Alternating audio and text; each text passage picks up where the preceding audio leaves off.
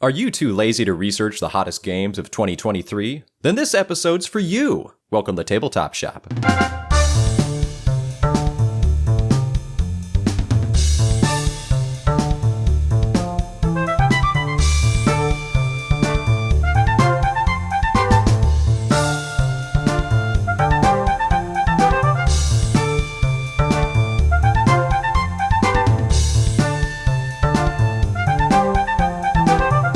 Hello, and welcome back to the Tabletop Shop podcast. I am one of your co-hosts, Nate Clark, and seated across the world from me is your other co-host, Mr. Cody Pennington. That's a new one, isn't it? It is. It's like, it's worked out so perfectly because we've actually recorded in like being in so many like different, like if it was across the city and then it was across the room and then it was across the table and now it's across the world. It's just, it was an accidental intro that like works so well kind of with our situation. Well, we just got to keep this up, keep changing things up. Maybe we can do a across the continent. State, continent, country, lake. Yeah, we'll do country Maybe soon. we go to a lake sometime. Galaxy. Well, we get like faster than light communication, so we don't have like minutes or hours of latency. Hey, we'll just use Starlink. Yeah, we use Starlink. You'll be on Mars. I'll stay in America because I like America. And this is like the world of America, I guess. I like that Mars and America apparently equals there. Okay. Well, welcome back to the podcast. For me, it feels like it's been a while. In a way, it hasn't, I guess, to listeners because we pre-recorded a bunch of episodes. But in reality, I have been out of the country for almost 2 months. No, a little over a month now. And yeah, basically, I mean, a little bit, I'll just give a little bit of backstory. Basically, I went and got married. Give us the hot deets, Yeah, I went and got married to a German girl.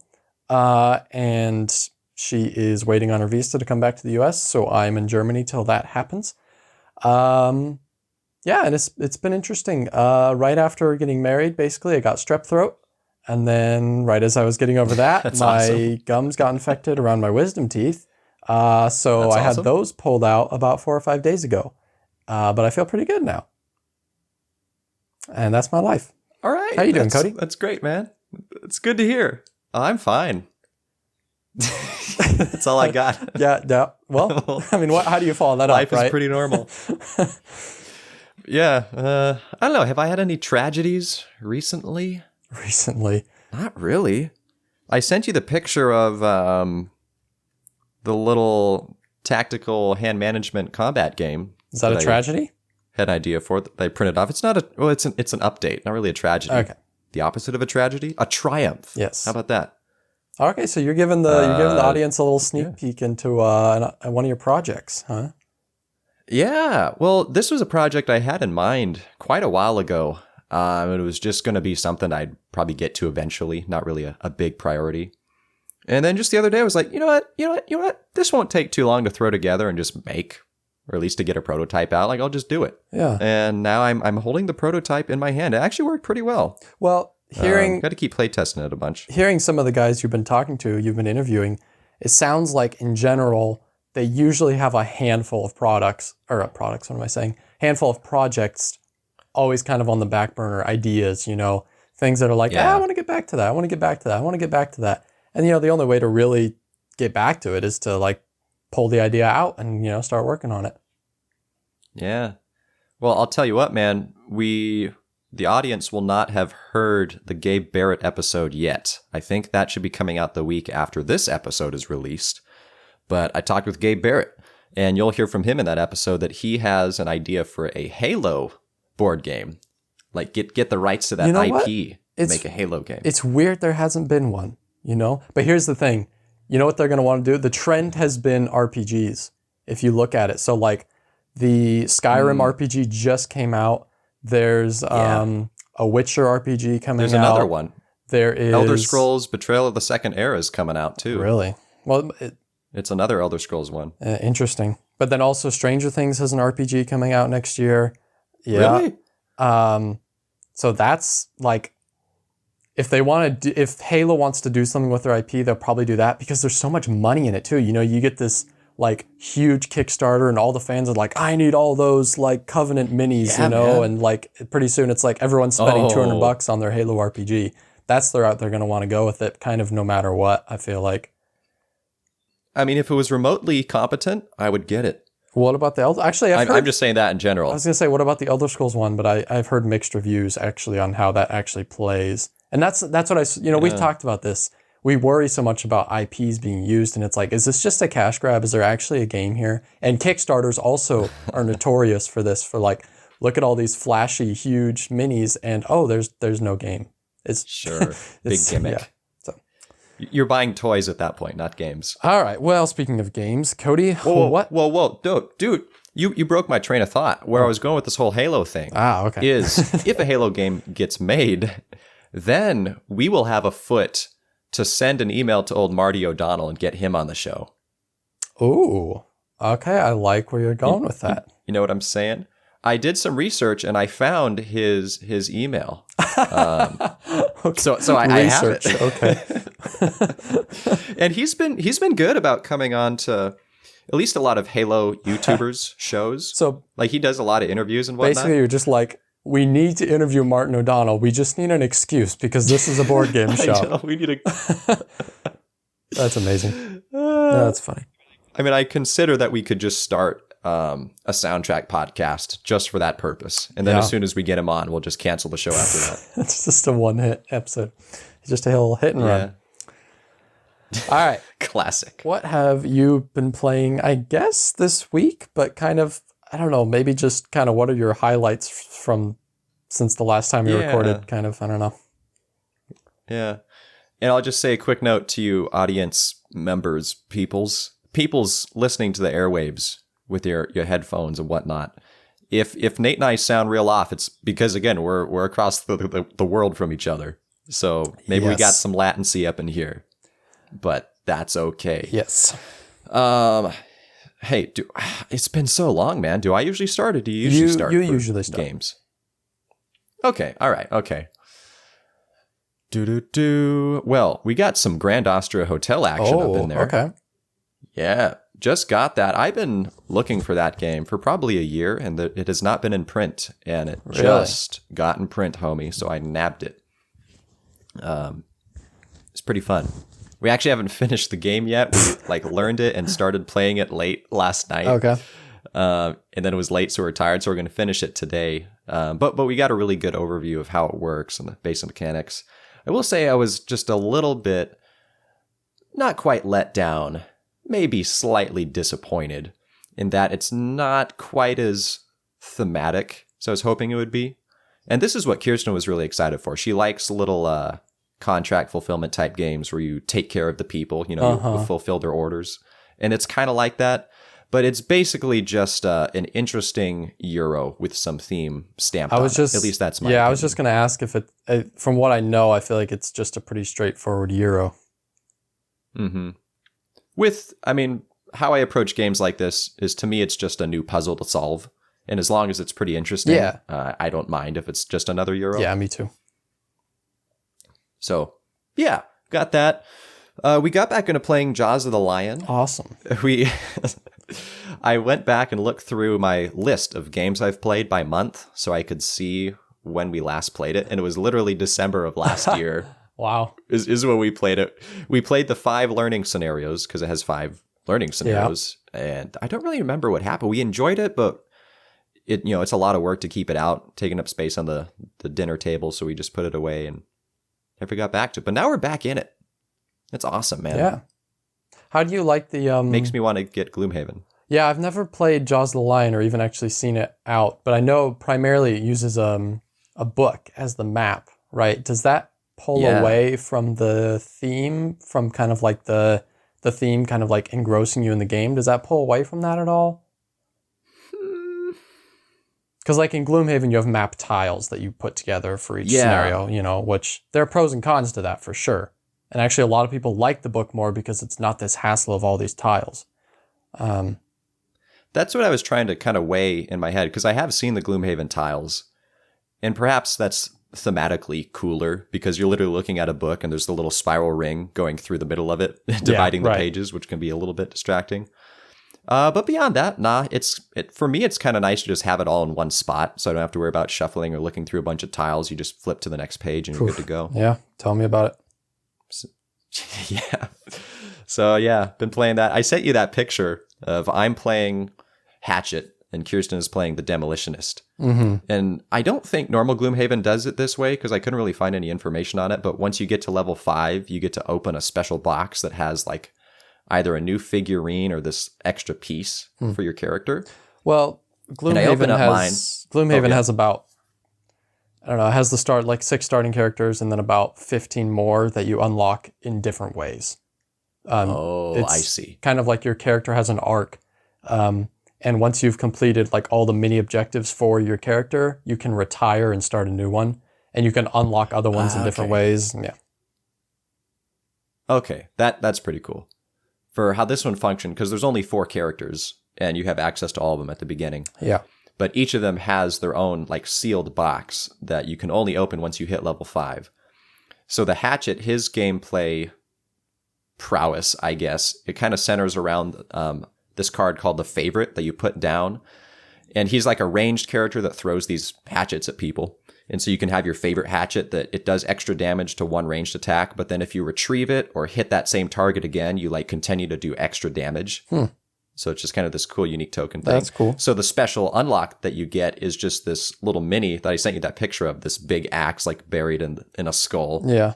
And it's just an upgraded version of the hatch. I'm like, oh man, this is so cool. Until Kirsten opens her thing and she's got this giant steampunk mech suit.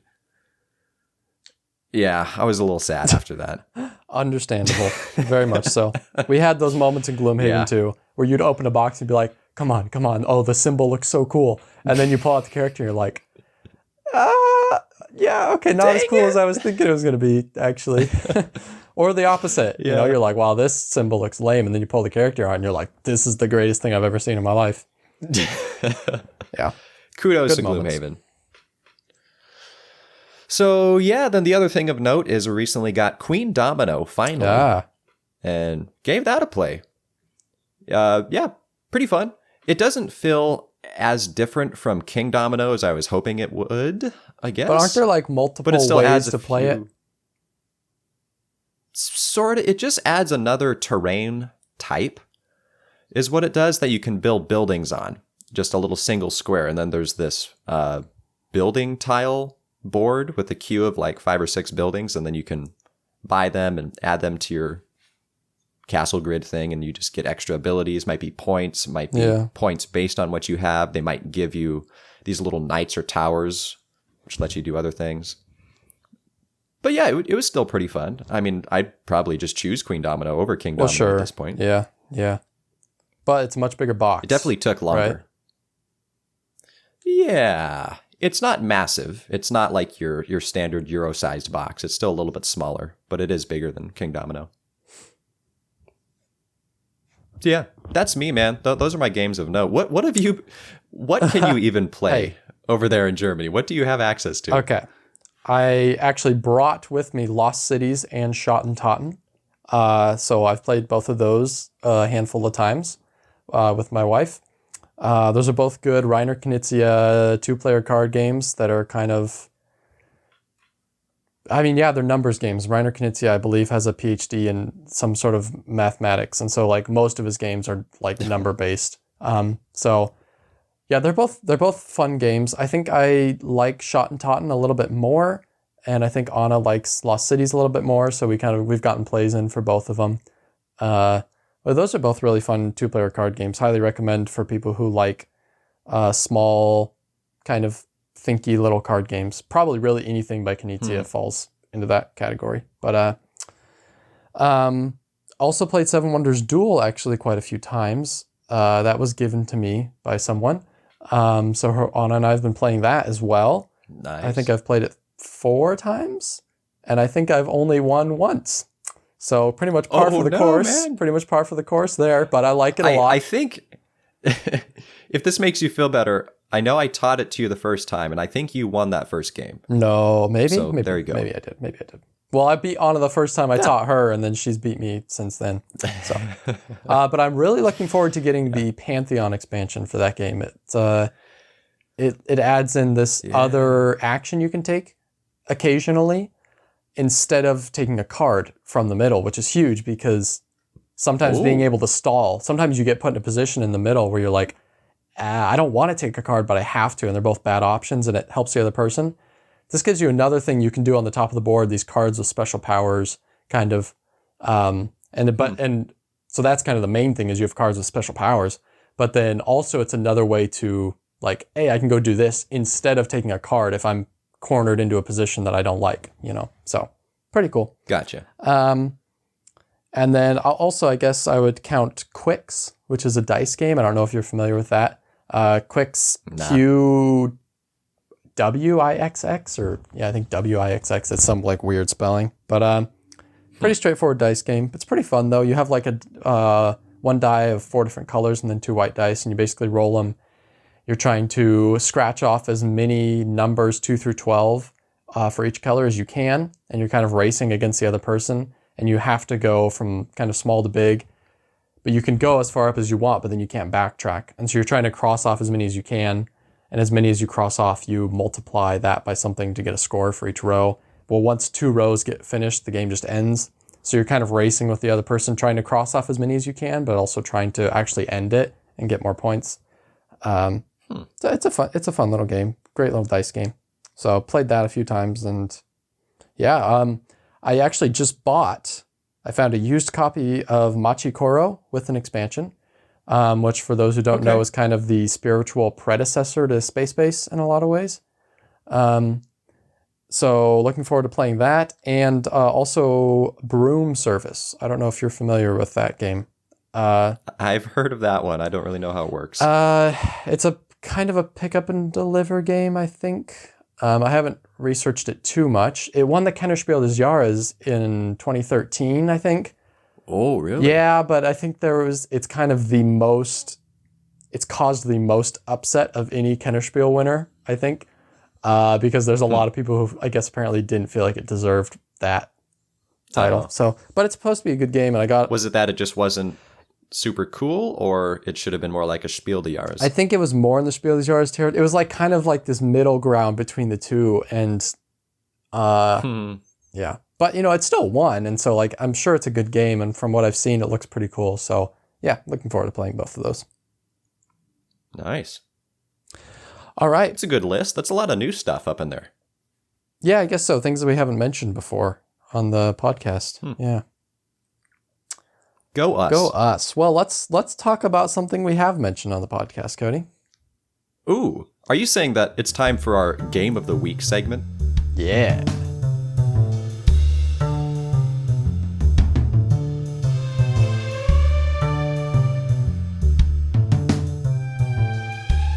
All right, our game of the week is one of the, I don't know, would you say it was probably one of the more, I don't know, most popular, but one of the more popular games of 2022, right?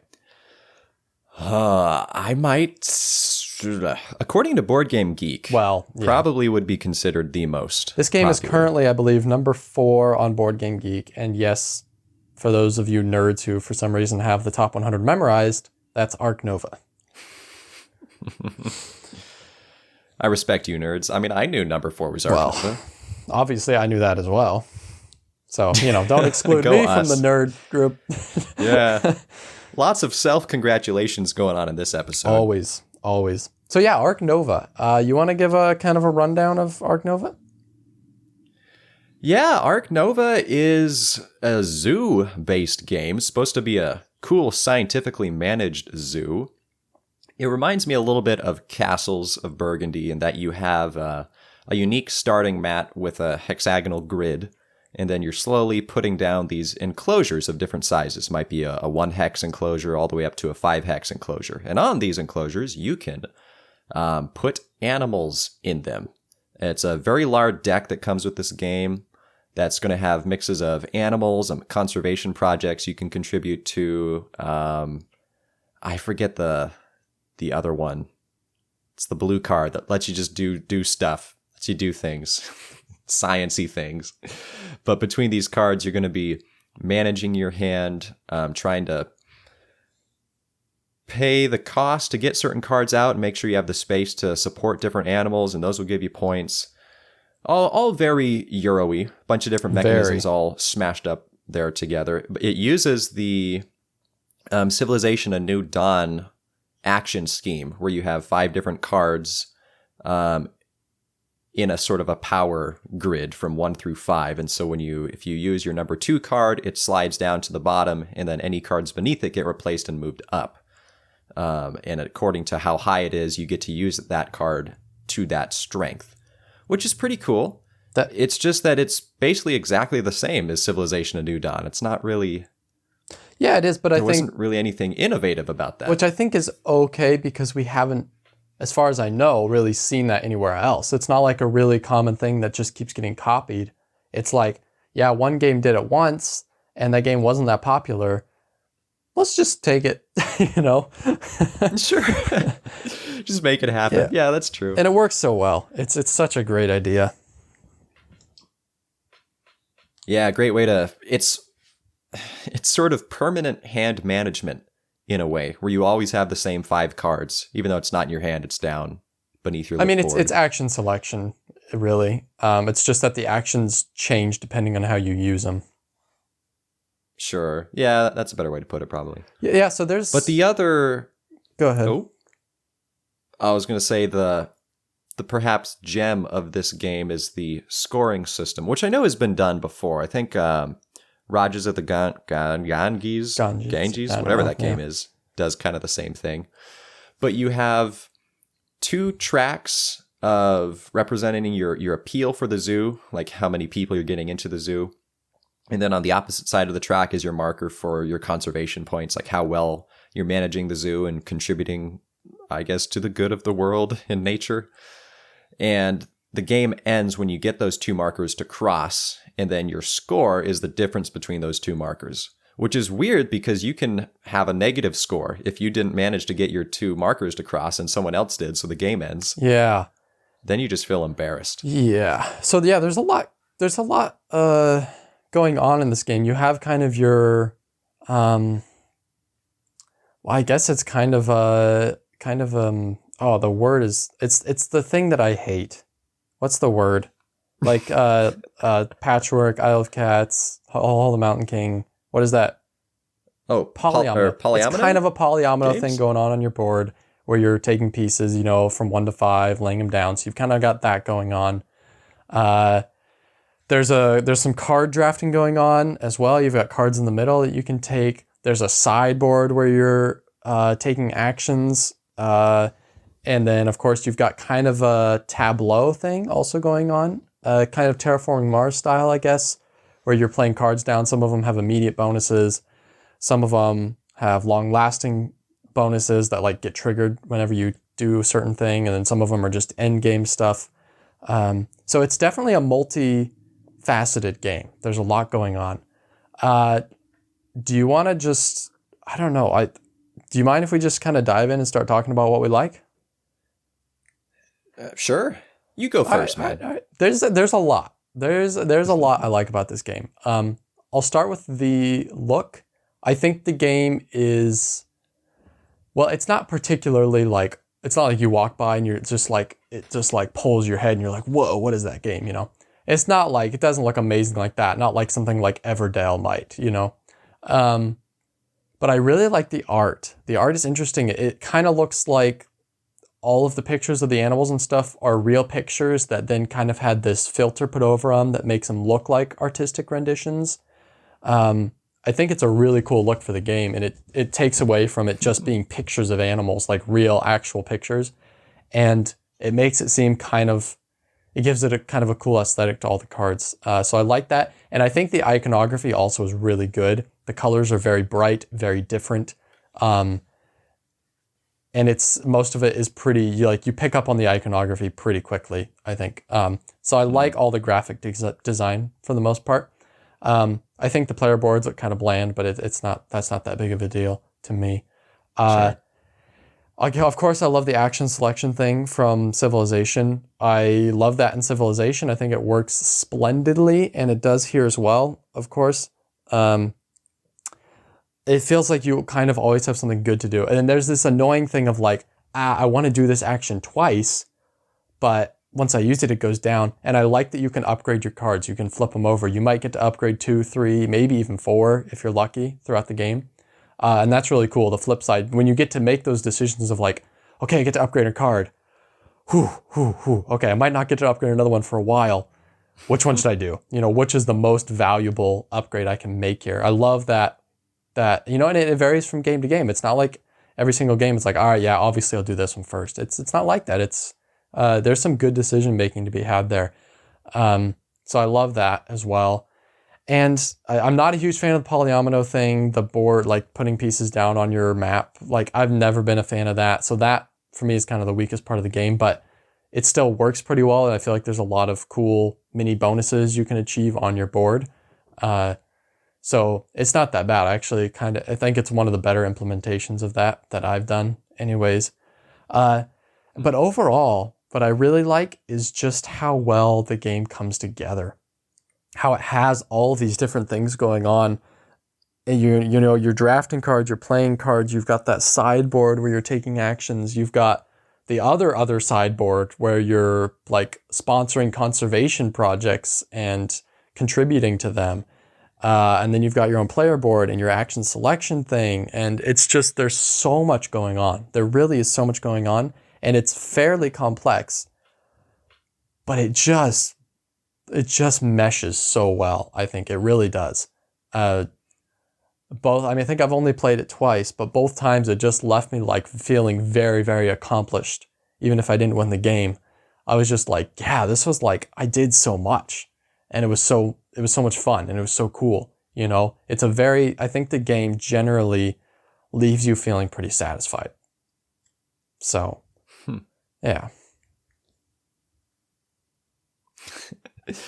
So, okay.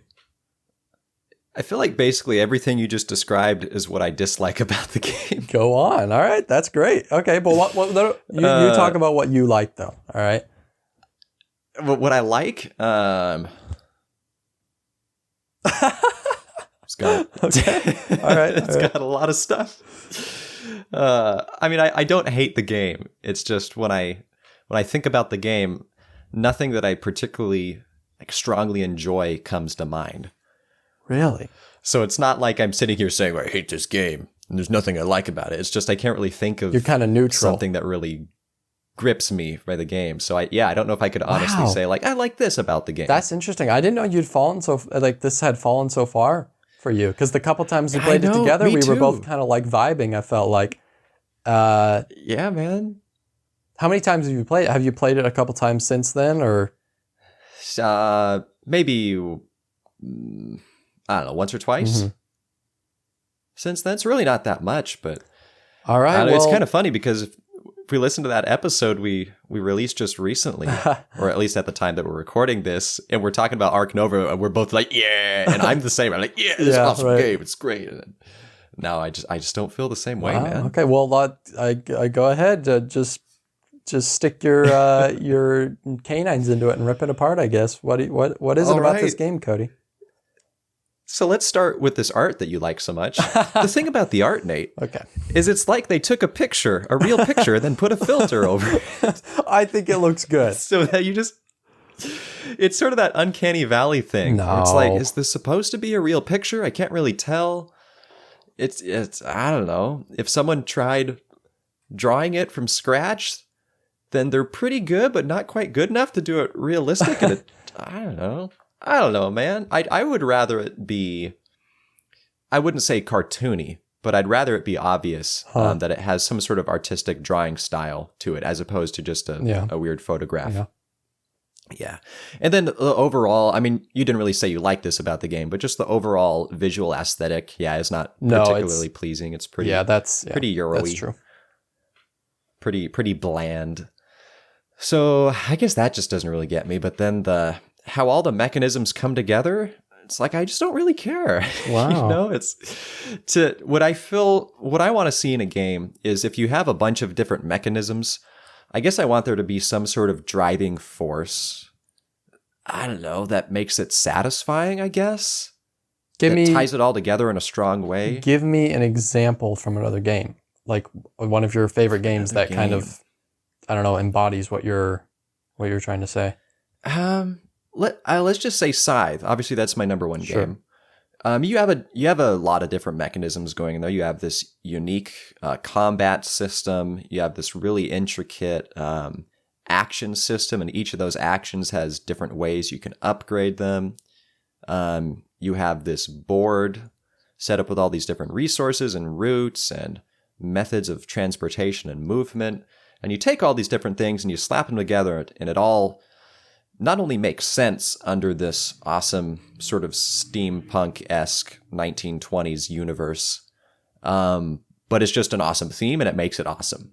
So maybe that's the main issue I have with Ark Nova, is the theme is not very gripping to me. So for me, it doesn't really feel like there's much to make me invested in having all these mechanisms come together. All right. Well, then I got to play devil's advocate here, Cody. So all right, what you got? You got to defend Wingspan now. Wingspan. Because that... Why do I have to defend it? What's the problem with Wingspan? So does the theme all kind of like grip you in that one then? The theme is, I would dare say, moderately detached from the mechanisms of the game. But here's the dealio. I love the mechanisms of the game. I love how it all functions. It's brilliant, I guess. I love the puzzle that it is to solve. And then the aesthetic of Wingspan kind of brings it all together. It looks really nice. Sure, I'll give you that. The graphic design is superb in that game. Is on point. It's like they didn't take a real picture of a bird. They looked at a bird, and then they did a nice artist rendition. I gotta say the cards are definitely much prettier in Wingspan. Oh yeah, for sure. As well as the player mat. Well, and I would say not just the bird, like not just the bird on the card, but just like everything about how the card designed looks cleaner and better. I have to admit. That's a good point. Ark Nova is a little bit clunky. It is. They kind of just took that Terraforming Mars concept. Well, they're so busy. And the cards are so busy, it seems like. Yeah. So I'm not trying to hate on Ark Nova here. It's just one of those games that I was excited for. And I even enjoyed the first game or two, and then I just kind of started declining and said, I really don't actually enjoy this game that much. It's not a bad game. I would dare say it's a good game. And the Board Game Geek community would agree, since they made it number 4. But there's a reason that I'm trading this to you for Stronghold 2nd Edition. Yeah. Well, you know what? I'll join in a little bit. There are definitely things I don't like either.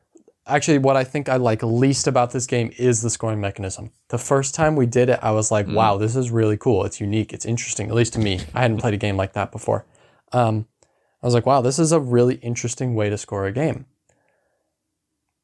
But the problem is it's such an unsatisfying way to score a game, because you feel like you're scoring the game, but it's not really. It's actually just a race to whoever can kind of cross their things first. And so if you're thinking about it as scoring points, you're thinking about it wrong, because very rarely, I think, will games of this actually come down to, oh, I had 8 points and you had 9 points or whatever, you know? Most of the time it's like, you beat me. You crossed your things before I did, you know? So you have to think about it as more of a race. But the problem is it's like a 2.5, 3 hour game. It doesn't feel like a race. It drags on kind of. Although I wouldn't say it drags on as in it feels like it does, because I feel like I'm invested the whole time and interested. It doesn't feel like it's dragging on. But it's a long game. It doesn't feel like a race. The game doesn't. But the scoring is a race. Mm-hmm. So that is a disconnect for sure. I'm not a huge fan of that. Sure. And then, like I said, the overall aesthetic is not that great. Also, zoo themes are really not that interesting to me. And likewise, the player mat where you're placing things down, also I don't really care for. I like animal themed games though. I really like all the different cards with different animals. I think that's really cool. I don't think there's any copies of any cards in this game either, which is also cool because there are a lot of cards. Yeah. And so I definitely understand some of your points. I think what it boils down to is I just enjoy how the game comes together more than you do. So, yeah. I get that. I think if I really enjoyed the theme, I would probably enjoy the game overall a lot more. Yeah. Yep. But as it is, it's what it is. It's what it is. So that is Ark Nova, folks. And what is not Ark Nova is our top 5 anticipated games of 2023. Yeah, baby. You want to start on this? Because it came out last year. Oh, actually, you know what? Sure. What I want to ask is, do you think... So yeah, we're doing our top 5 anticipated games of 2023. Mm-hmm. Okay, I have 2 questions. First question is, how did you make this list? How did you research your list? Okay. Well, a while ago, I looked up upcoming games of 2023 and just found an article that I scrolled through. And I forgot most everything from the article. Sure. And then a couple days ago, I watched a 35-minute YouTube video of, it was specifically upcoming Kickstarters, but I mean, let's be honest, most games that come out now, for the most part, come out as a Kickstarter. It feels like it, yeah. Yeah. So I just went with that, and that's pretty much what I got my list from. And then I took down notes of maybe about 10 of them that seemed interesting to me, and then I further researched them a bit on Board Game Geek to just kind of see more what they were like. Actually, the way I started was geek lists on Board Game Geek, seeing if anybody on Board Game Geek had put together any lists of upcoming games. So I found a couple lists on there and went through them and, kind of looked at some of the things, made some notes. I went to Kickstarter and checked to see what was upcoming on there, and GameFound.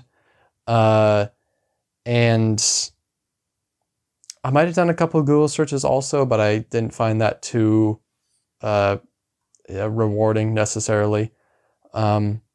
So yeah, I don't know. I feel like I did a pretty good job kind of spreading out, and I kind of came into contact with most of the big releases coming up. So hopefully I didn't miss anything. And I feel pretty confident with my list, I would say. So okay.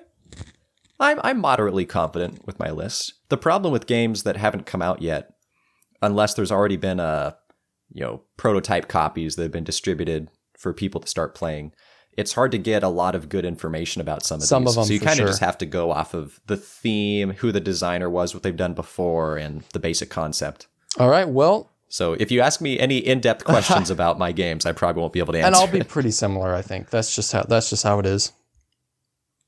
All right. All right. What is your number 5, Cody? What is your 5th most anticipated game of 2023? Yeah, that I took the time to research. Oh, actually, okay. The other thing I wanted to ask you was if you think there'll be any crossover. I don't know. There's so many games that are coming out that I'm guessing we probably won't have any, but I'm gonna guess just statistically we'll have 1, maybe 2 at the most. I would also say maybe 2 at the most, guess. But I actually think there might be 1 specifically. Okay. So we'll see. I bet we're thinking of the same one. I bet we are as well. We'll find out later when we get there, all right? Okay. We're taking way too long to proceed this list, but I'm excited to hear what you have.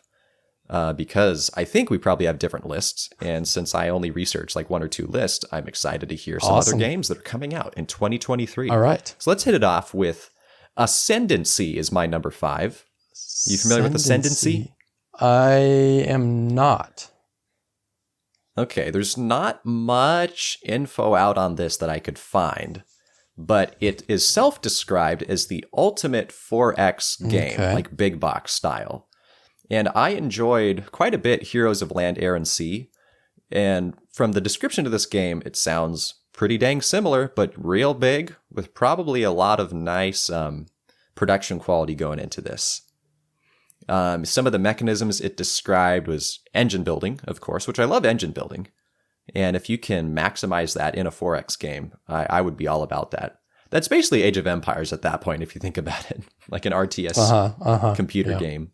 Getting your engine built, and then you're expanding, exploiting, blah, blah, blah, blah, blah. Has a strong upgrading component to it, which just goes hand in hand with engine building. But then they mentioned worker placement, which I was intrigued by. Again, this is just basically Board Game Geek description list, so you can't really see exactly how it's going to be implemented. But I was like, I do like worker placement. I like to see how that gets played out in a 4X game. So I'm looking at this on Board Game Geek, and I just want to point out that one of the mechanisms that's mentioned is rock, paper, scissors, Cody. Well, it said rock, paper, scissors style combat, which it actually made me think of Heroes of Land, Air, and Sea. Because if you, like, you're playing these different combat cards that everyone has access to, that's basically just really advanced rock, paper, scissors. Okay, sure. Yeah. So like Kemet also could kind of be a rock, paper, scissors, I guess. Yeah. Okay. All right. I was also put off at first, but then I was like, okay, I wasn't even put off. I was kind of like, what? What is this? Also, the designer's name is Matthew Meeple. That's just, can't be a real name. That's not real. That's a stage name. Yeah. So what's your number 5, homie? My number 5 is a game more or less in a series of games, or rather kind of the same, I don't know, IP, I guess. I suppose it'd be an intellectual property, and that is Terraforming Mars, the dice game. This is, well, it's exactly what it sounds like, actually. This one, actually, there's a fair amount of information on this one that you can access. And it kind of seems like it's very much like what Roll for the Galaxy was to Race for the Galaxy. It definitely seems simpler, a little more straightforward, a little more clear cut, and it seems like it probably works really, really well. Kind of in the same way that Ares Expedition was such a fluid game, this also looks like it's a very bang, bang, bang, like back and forth, quick turns, flows really well. Yeah, it looks great. I mean, there's not much to say. If you're familiar with Terraforming Mars or Ares Expedition, more or less it's the same. You have a board, you place like greenery and water on it. You still have the same 3 oxygen, water, oxygen, oceans, and temperature that you're trying to raise to end the game. All that's the same, more or less, probably a variation of it. And then you have the cards and you're rolling dice, and the dice have different, they produce different things, but you kind of statistically kind of have a pretty good guess of what you're going to get. Similar to Roll for the Galaxy, you're kind of like, well, I might not get exactly what I want, but there's a good chance, you're kind of weighing the odds. And yeah, it looks pretty smooth. This was the first thing that came to mind when we talked about doing this list, but I didn't think it would make my list. And when I looked at it, I was like, yeah, I could see myself enjoying this game, honestly. So. What's ringing perhaps alarm bells to me about this, maybe that's too strong of a word, but Ares Expedition itself was not an implementation of Race for the Galaxy, but it used the Race for the Galaxy concept of how a round plays out. Yes. And now that they're making the dice game, I don't know, that's an odd parallel to go Ares Expedition, Race, and then dice version, Roll for the Galaxy. I don't think it uses the same, everyone picks a phase and you flip it over, and I don't think it uses that. Okay. So it's an implementation of Terraforming Mars and not Ares Expedition. I believe so. Yes. It feels... Okay. In that case, it feels more like Terraforming Mars than Ares Expedition, I think. But I could be wrong. Okay. Well, I'm excited for that. I'm assuming it's going to be, like you said, a more streamlined experience, probably a lot simpler, faster. Yeah, but there is definitely a community for that. There's definitely people who want that. So. Okay. Cool beans. Well, how about I hit you up with my number 4? I'm curious if this is on your list or if you've heard of it. I don't know. Rove. Are you familiar with Rove? I am not familiar with this game. All right. Well, let me just blow your world, man. Okay, your go mind. Change your world? Is it a post-apocalyptic game? Weird American expressions. No, it is not. Far from that, actually. So, okay, let's take the clock back. Have you heard of the Crimson Scales? Yes. So, it's a massive, unofficial Gloomhaven expansion that was fan-made and self-published, which incidentally used the same artists that worked on Gloomhaven. Okay. So, thematically, like world building and art, whatnot, it's going to be pretty true to it. So, the designer of the Crimson Scales, or designers, Board Game Geek actually doesn't even have a designer listed. That's kind of the weird thing. Whoever these people are, they went on to make the company Addix Games to start making their own games, like standalone things not directly connected with Gloomhaven. So Rove is their game that they're making, where again, they brought on the same artist from Gloomhaven, and they're making a similar style game to Gloomhaven. Really? That's going to have a different style card system for how it plays out. It sounds like you're trying to like play and flip over cards and get these combos, I guess. But beyond that, it's still very tactical, dungeon delving, moving around map, fighting bad guys, just with its own world, own story. But if you look at the cover, it looks... I mean, you can see the very similar art style, like a lot of the figures and the I'm looking at it. Species or the races. Yeah. Yeah, hopefully they separate themselves enough from Gloomhaven so as not to cause any problems. But I would be definitely intrigued. Yeah. That is my fear, is if this is basically just a weird spin-off that they're trying to pretend is their own thing. But if they can own that, knowing that it is a Gloomhaven, obviously style-inspired game, but make it unique enough, I'd be very excited to play For sure. Yeah. And hopefully the price point is a little more accessible than Gloomhaven. So I sure hope so. Hopefully it's more the Jaws of the Lion area, $25 at Target. I might even be less excited about it at that point. I want a big box experience. Yeah. All right. What's your number 4, man? That's good. My number 4 is the game I know least about of my list. This is a game called Floe, Floe. I can't tell you much about it. The theme is kind of this Arctic world where you have... I think it's a little sandboxy where you can kind of do what you want. You can like go out on like, I guess like, I don't want to say fishing trips necessarily, but you can go out and explore and discover. I think it mentions like looking for treasure or something like that. So you can go out on like expeditions kind of, but also you can not, and you can hang back and be a little bit kind of thematically more lazy, but it's still a viable way to play the game, I guess. But the art looks amazing, and the world seems really cool, and I kind of like maybe a sandboxy nature. But I like I said, I really don't know much about it. It's just, like you were saying earlier, sometimes all you have to go off of for a list like this is just what you can see and the little bit you're told, and it seems really cool. I don't know when the Kickstarter is going up. I would be surprised, honestly, if this kickstarts and is delivered in 2023. Most likely it's getting delivered in 24 because there's so little information on it right now. But still, I'm pretty excited for it. It looks really awesome. We need more sandbox games, like good sandbox games. Yeah. All right, cool beans. My number 3 is, as I sort of alluded to earlier, Elder Scrolls Betrayal of the Second Era. Okay, interesting. So this is going to be another officially licensed Elder Scrolls game. So the designers of this game actually stated contact with the makers of Elder Scrolls Online, which, if I remember, that's set 1,000+ years before the events of Skyrim. Really? So it's kind of a more very strong lore-esque world. So this game is going to be telling an official story that I guess is just canon. In that same world. So it's a cooperative RPG, character building game, just like your standard Elder Scrolls game, but in board game form. So I'm pretty excited about that. I mean, if they can implement it well, I don't think Skyrim the board game is ranked very high on the Geek, and I'm guessing it was probably just, here's an IP game, get some popularity, but it wasn't produced super well. I'm saying that blindly. I know nothing about Skyrim the board game. Well, I think it's so. But I think it's so new. Most people maybe haven't even gotten it yet, possibly.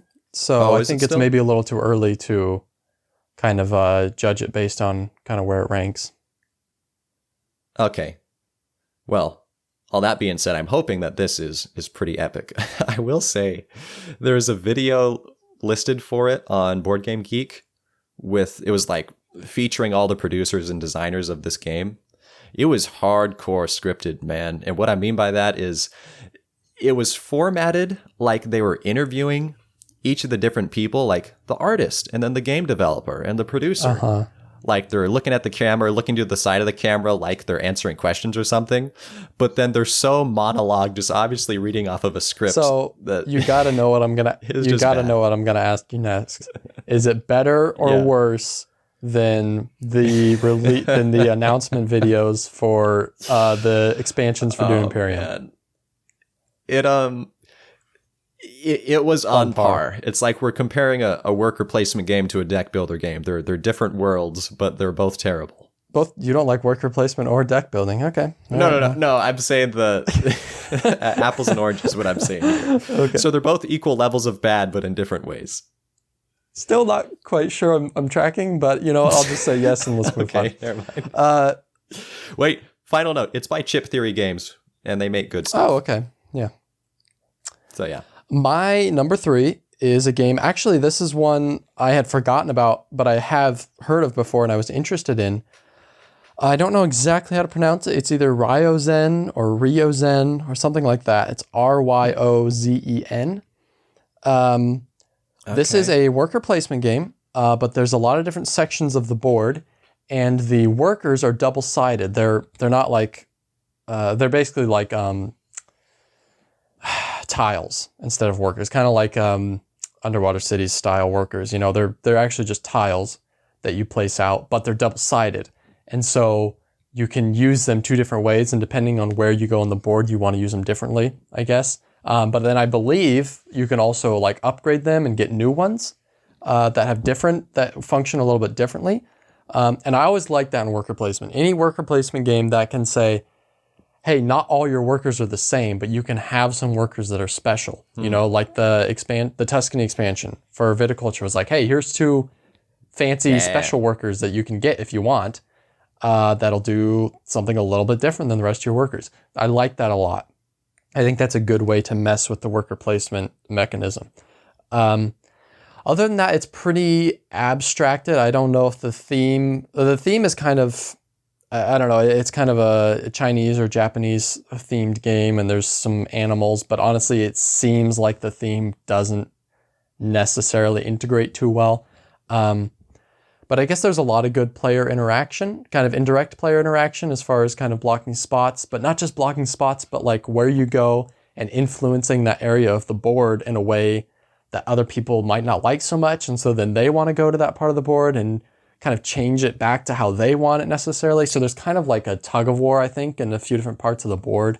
And yeah, I don't know. It just seems, it looks really cool. I think it's like a circular board or something. And then there's the one thing I don't like is that there's this big kind of cardboard, I don't know, like Chinese, I don't know, like Kung Fu Panda style temple house, whatever in the middle.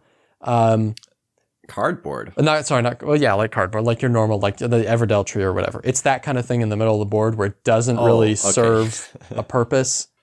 And it might even kind of block, because it's a circular board with spots all around. It might even kind of block vision a little bit.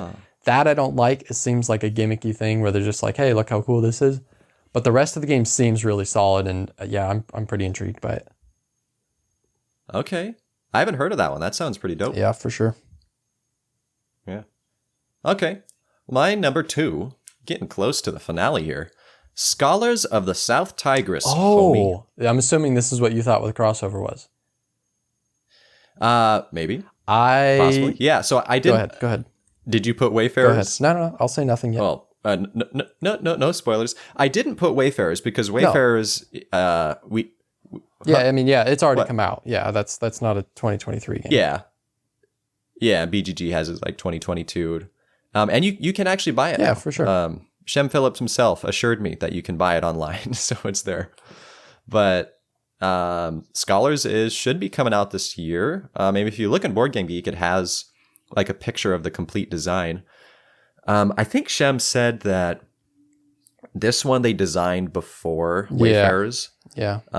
And in his words, I mean, if you listen to the podcast, he said, this is quite a strange beast, which excites me because Shem Phillips has some dope games out there.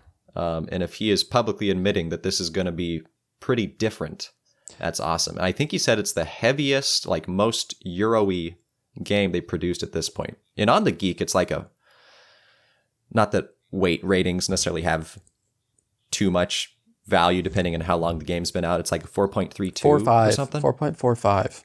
4.45. Okay, And you're right. Yeah. I think which is heavy. thinking back to the episode with Shem, which actually, I don't know, that was a little while ago, but I believe he said that it was such a different concept, kind of, that they didn't think it was a good way to start out the trilogy. They wanted something a little more like gateway-ish, I guess. Even though apparently Wayfarers is also kind of a heavy game, it was something that was at least a little more familiar. So that also intrigues me quite a bit. Mm-hmm. So I don't really know much more about it beyond that, but Shem's got a great track record, so bring it. Yeah, spoilers. I did not even think about this. This really, this would be on my list. I don't know where exactly, but it would definitely be in my top 5. So forget about Terraforming Mars, the dice game. That game looks like trash. It's not on my list anymore, and Scholars is somewhere on my list. So I'm just going to retcon a little bit there. The integrity of it, I love it. All right, my number 2 is a game by Matago Games, which is the company that put out Kemet and Cyclades and Innis, I believe. And this game, apparently, I've never played Innis. This game is kind of the spiritual successor to that, it sounds like. This is Galactic Renaissance. But I don't think it's... That's a weird... Yeah, so it's kind of a political space game. So you are going to different planets. You're sending kind of ambassadors or delegates to different planets, kind of trying to influence them, I guess. But it's not a combat game or anything like that. There's some player interaction where, like, if you have too many delegates on a planet, there's kind of like there's unrest on the planet. They don't like you sending other people there, and so you might have to, like, take some of your people off. But yeah, there's also not a ton of information yet on this one either, but it feels like it should be a big sprawling game, but I don't think it is. It's kind of like there's just a bunch of planets, and there's actually even a little bit of deck building, even less deck building than Dune Imperium, like very little. But you can kind of get some special cards to make your experience a little more asymmetrical, a little more unique from the other people playing the game. And you kind of have roles, I think. It's kind of like Aquatica or something like that, where you all have a similar hand and you pick a role each round kind of to use that card or to use. And you might even be able to play a couple on your turn depending. So it seems cool. I like that kind of thing where you have a kind of a hand of cards that give you actions, but then you can add to that hand and take away from that hand. To make your experience a little unique from the other people and give you some special powers. But as far as the actual core, I don't know too much except that you're kind of sending delegates out and kind of influencing these other planets. And the look of the game is really cool. It has it's space themed obviously, but then it kind of has an old timey medieval style of art to it also. And that's kind of a cool blend. For those of you listening, if you go on the Geek and look this game up, Galactic Renaissance, it has a cool theme and very cool art. So I've literally heard nothing about this until now, and that sounds pretty dope. Yeah, it looks very cool. And Matago has a good track record. Like I said, Kemet, Innis, and Cyclades were all very well received games. So yeah, hoping to continue the trend. Okay, I'm going to keep an eye out for that one. I guess it's time for the number one. Yeah, number one. Okay, what are you most excited for, Cody? It's not Scholars. That surprises me. So I would have guessed actually, well, if I'd thought about it, probably I would have guessed that would be your number one. So, yeah, okay. Okay. Well, if you had thought about it, you would have been wrong. So you are right for having not thought about it? I don't know. I guess. Yeah. Too much intro. My number one is Flow, homie. Really? Okay, right on. Yeah. This is not what I thought the crossover would be. I thought it was going to be Terraforming Mars. Yeah. So this is one, I can actually remember seeing this one when I was looking up upcoming games like a couple months ago. And then I saw it again in the list that I was researching. And just for one, the cover, that grips me first. I'm like, this looks really Everdell-y. And sure enough, it's the same artist who did Everdell. Okay. Same guy who did Tapestry as well. Oh. And So, kind of like you said, there's really not that much information out on it, other than it seems to be an adventure RPG, sort of sandboxy, where you can be exploring the waters, going out places, or you can just kick back and, I don't know, with a spa or something, whatever they have, back in the town. But what's cool about it is when you're just looking at the cover, it looks like little Everdell furry creatures. Yeah, it does. But when you look closer, it's actually, it's like these little species or races that they made for it. It's like an Everdell style game where the creatures don't exist in real life. Or artwork, I suppose. Like one of the guys is like a little Lilo and Stitch. Sure, yeah. Kind of like little Frankenstein creatures. Like. Yeah. I looked up the designer. It's Henry Audubon. I haven't played anything he's done, but he has quite a few high-level games out there, so I have confidence that this is going to be a pretty dope game. Yeah, awesome. Well, I'm glad we had a crossover, and I'm interested that it was that one.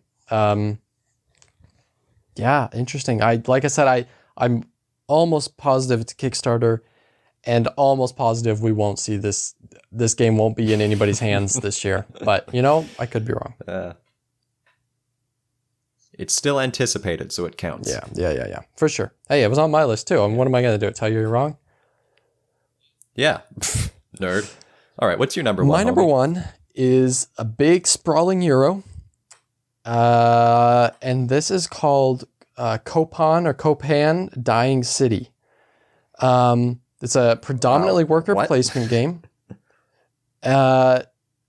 And there's like I said, it's a big sprawling Euro, so there's a lot going on. You've got your own player board with some tracks on it, some attribute tracks that you're trying to get up. You can draft or kind of purchase cards that are in a market on the board that affect your abilities. There's this interesting kind of tile placement thing going on in the center of the board, kind of like I don't know if you're building some kind of ziggurat or temple or something. But there's a bunch of different sections of the board that are all very different worker placement sections. There's a bunch of tracks on the board also that you're moving up on, kind of tactile type things that you can draft. But what intrigued me most about this game is that, so the theme is that the city is kind of dying.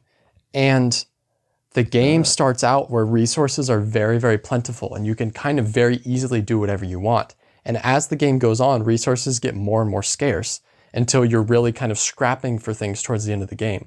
So it kind of flips a lot of games on its head, where you kind of start out with nothing and you build up and you get really plentiful and you've got all sorts of resources.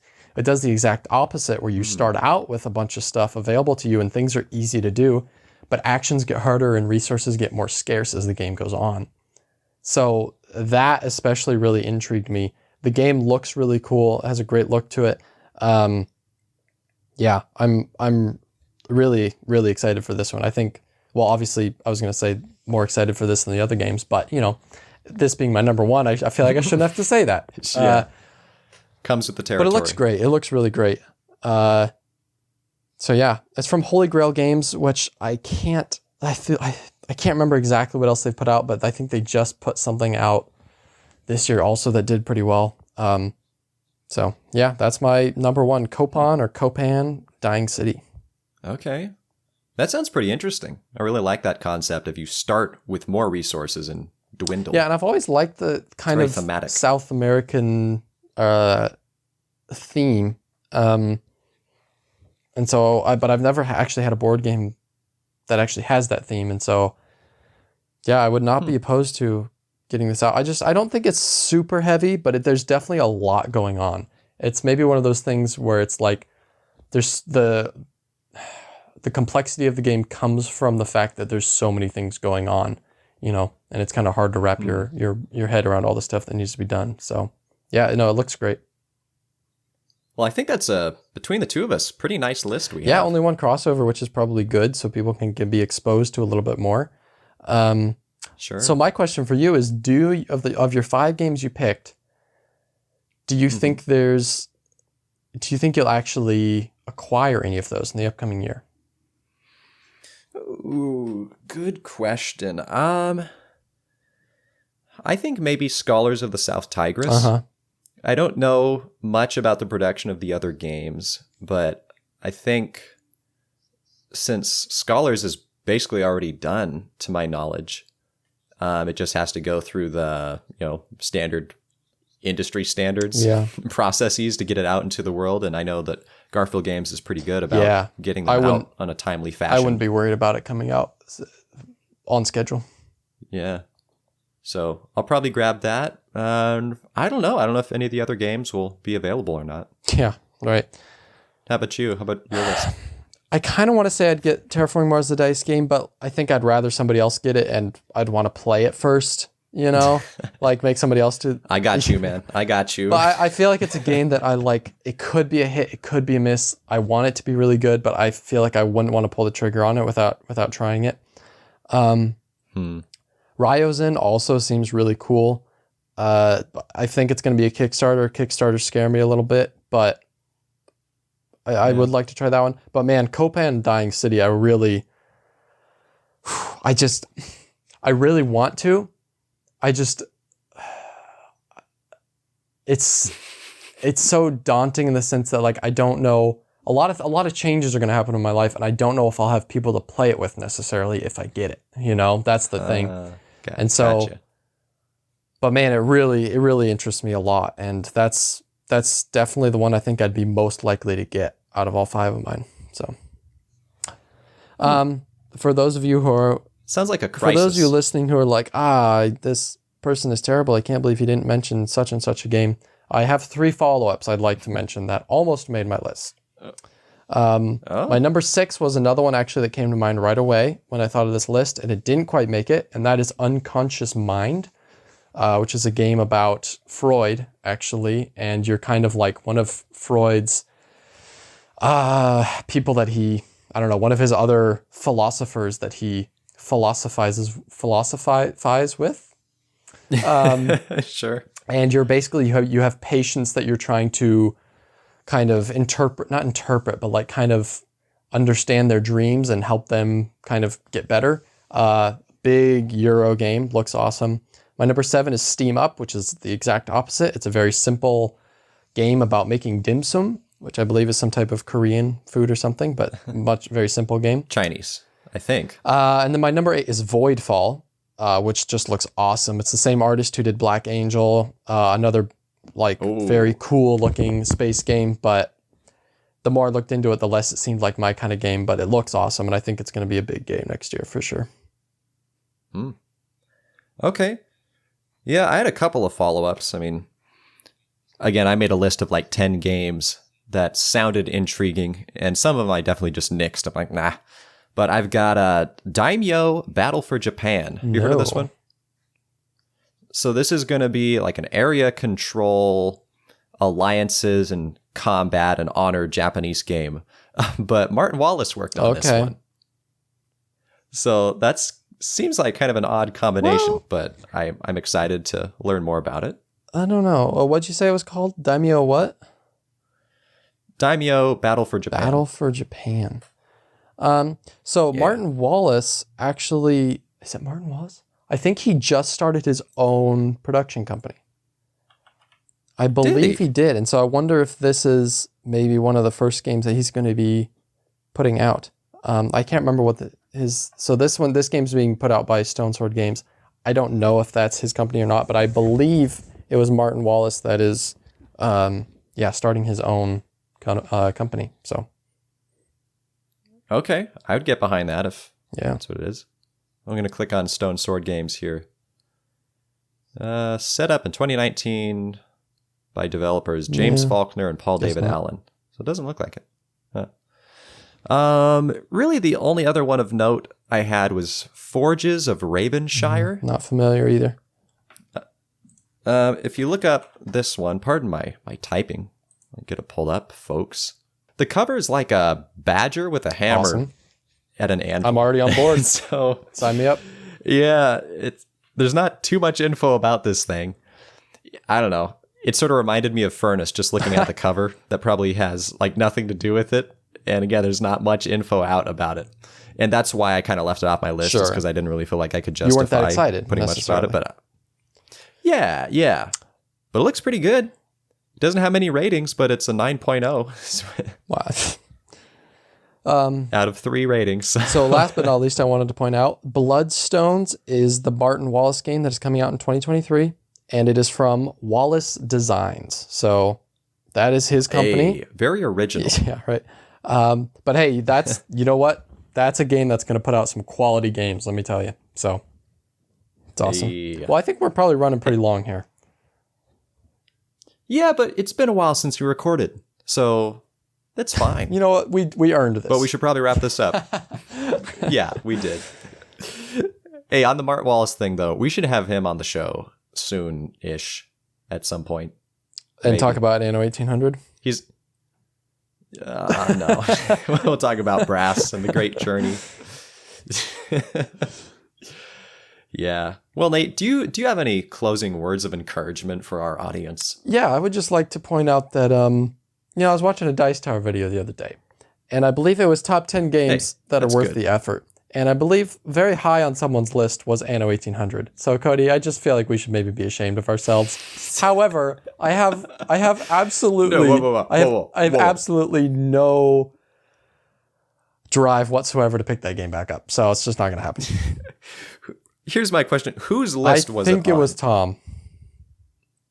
Well, but I'm not. No, it might have been Mike. Screw you, Tom. I don't know. If it was Mike. If it was Mike, I wouldn't feel as bad. If it was Z, I'd probably just ignore it. So I don't know if I'd call that words of encouragement, but if you just played Anno 1800 and you were discouraged, somebody, not us, but somebody out there thinks you should keep playing it. So, you know what? Take it for what it's worth. You just need to try harder. And remember, your Kickstarter is not going to be shipped on time. Hey, folks, thanks for tuning in. Look, wow, it's both Nate and I doing the outro line thing. Say hi, Nate. I am also outroing like I was planning on doing. It's crazy. What should the people know? What should they do? They need to like and comment, subscribe and stuff if you're on YouTube to show your support and to make us feel good about ourselves in these dark times. Yes, and if you're listening on Spotify or something like that, also leaving a rating would be awesome. Or just even following the show, downloading podcasts. Yeah, we appreciate it all. And hey, you know what? If this is the first one you've listened to, go back and listen to some of the other ones. We've got some interviews that are awesome and some more of a lot of this style also, of just Cody and I, just kind of bantering. So yeah, and my outro track isn't that long, so bye.